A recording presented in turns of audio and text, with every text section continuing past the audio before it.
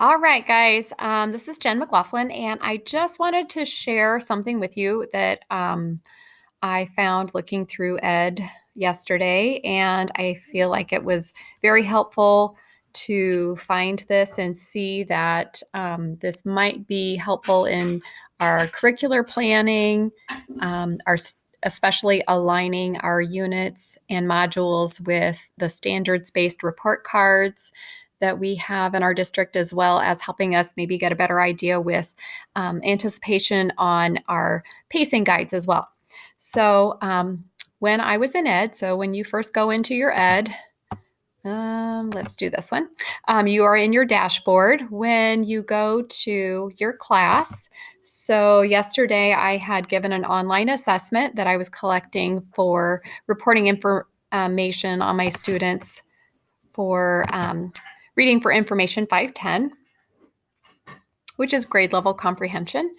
And when I was in there, and I just really wanted to see how many of my students had completed the quiz and what their scores were, because I was going to put those in into Infinite for a formative assessment.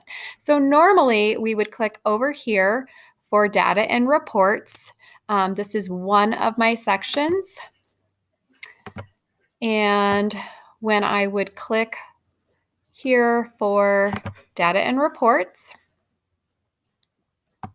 this always comes up at math, and you have to always change it every time to reading. And then we are already automatically defaulted to go to the assessment report. So as you scroll down, this is where you see your student names, and these are all the assessments that I have previously given. But yesterday I just wanted to check and get information on this particular reader quiz in the danger zone. So I happened to be going down, and you can do this to collect grades on an individual quiz score.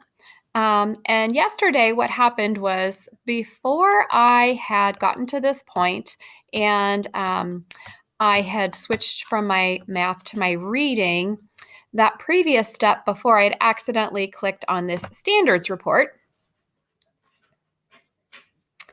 And what it gave me was something I had never seen before. And I asked myself at first, like, wow, why is this screen new? Why don't I not remember seeing anything here when I came to it before? And the reason was, earlier in our progress with HMH, earlier in the year, when I was trying to locate things that were helpful with standards, there were no data points collected from students yet. So in the past, I kind of just got comfortable with going with that default on the assessment report to look at those individual quiz scores. However, what we did not know, and what I certainly did not know, was the fact that the standards report is generated based on how much data you have collected from your students. So it is helpful at this point, because I have assigned several considerable assignments in here. So when I click now on this standards report, this is giving me information on, and it will go down alphabetical order for this particular class, but it will show you language, reading, and writing. And within each of these three subcategories, it does give you this nice visual for where they are at. And it also tells you how many standards they're basing this overall, like a comprehensive kind of score. So I was particularly interested in the reading component. So when I click here, I can get the breakdown to see what 9 standards are involved in making this cumulative comprehensive type of score of a 58%. And this is where we get our breakdown of standards. So we can see what an average, all of the questions for Reading for Information 5.1. This is a collection of 9 items. It will tell you the number of items. It will tell you how many resources there are to teach it. If I click, and it will tell us that the overall average is a 66.7. So if we were going for a grade for this, for an average, Sophie would be in the progressing area because she's not yet at an 80% that we would want kind of for the meeting the standard. And she's also not below a 50%. So she's really not limited either. Now, I don't particularly think about using a comprehensive average score for a report card. So if we wanted to just know where she was at in general, that would give us our average. But if we want to be more specific and see which score was the most recent, then I could click on that link that would give me further detail. And then it's going to give me each of the pieces that have been taken over time, and it will also give me the dates. So then I could go back and look at these particular items to see which one is the most current. So then I would know, okay, it looks like her most current item was on the eruption selection quiz that we just took last week. And that one, she was able to answer that question correctly. So that would incline me to give her the benefit of the doubt that that score was probably where we would say she had met that.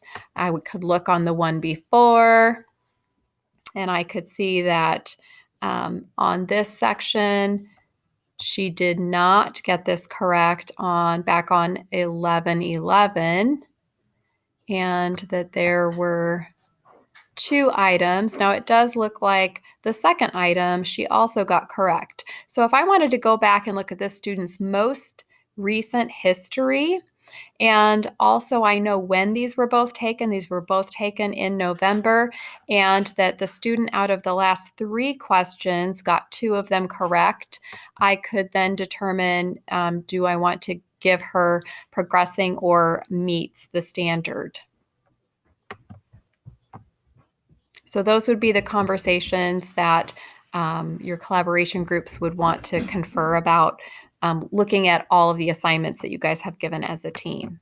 But this has already done that work of what we were trying to do manually was look through all of the modules, correlate which lessons we felt taught those standards and which ones we would use to teach them, which ones we would collect for formative and summatives, and literally picking through them with a fine-tooth comb, because there is no one particular instruction or assessment piece that asks only a question or is all designated for one standard, which isn't really what we want either, because I think through our immersion process we have done the last few years, we found that that doesn't provide enough scaffolding and spiraling and review of skills.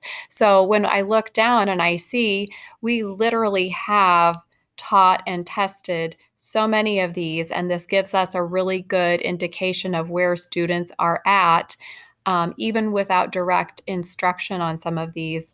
And it was kind of nice for me to be able to go back and notice that some of the higher percentages did happen to be some of those standards that we had been trying to hit already this year. So like I said earlier in the year, when we found this part and we saw things that said click here to get a correlation for your standard, these were coming up empty for us in the past, or at least for me.